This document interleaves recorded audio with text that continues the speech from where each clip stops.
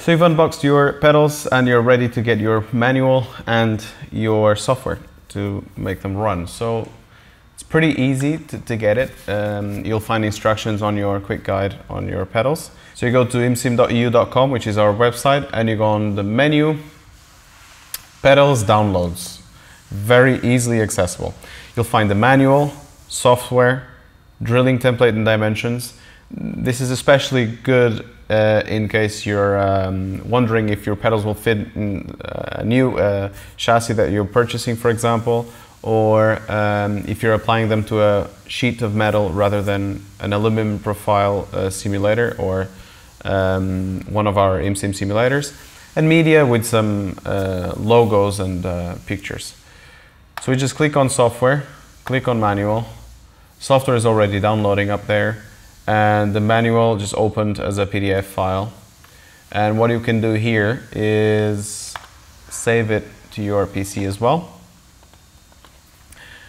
And now we have both on our PC. So we open the folder. You can extract the software to whatever location on your PC you might want it. I've extracted it to the downloads folder because obviously being a test here, but you can place it anywhere.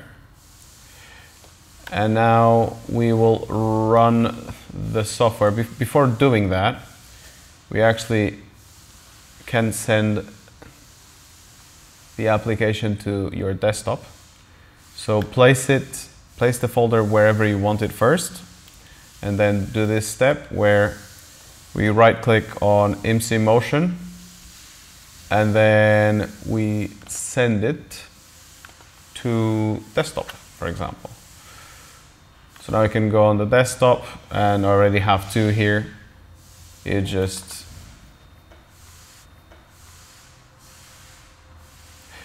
run it, and if your Windows Defender is saying it's not trustworthy, you can always run anyway because it's perfectly safe. A login screen will appear. This first section here, you don't have to worry about that. That's for our motion simulator customers. So they'll have an individual login to use their motion system.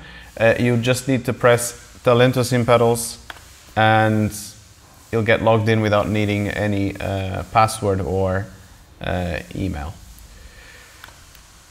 And now we have our software over here, and let's go through the calibration. So as you can see, we have our software open here, and now we can do our very first calibration, so calibration wizard. If I move the pedals, they're actually already recognized there. For example, the throttle isn't going all the way to 100%, so we're gonna do a fresh calibration now. So we press calibration wizard, and we press start to start calibration. And now we release the throttle and press next step. I mean, you can fine tune it later. You might want to actually give it a gentle touch on the throttle just before clicking next step, so you have a little bit of a dead zone. But alternatively, you don't have to do it. You can do it later on our software. So next step, and now full press again. Rather than pressing really, really hard on the throttle, it's better to just lightly touch the end. So you're sure that when you're in a race, you're actually applying the 100% power on the throttle. So next step. And now on the brake pedal, again, you can just press next without even touching the brake, but this might mean that by gently tapping it, you'll be braking, and you might not want that undesirable braking force. So here you can actually either do it on software later or do it with the hardware. So for example, I have my setup with the gap from disc to pad installed, so that little spring, and in reality, you only start braking when the pad touches the disc. So what you can do is add that as your dead zone. So until you reach that point, you won't be braking at all. Or you might leave it as it is with a gentle tap and press next.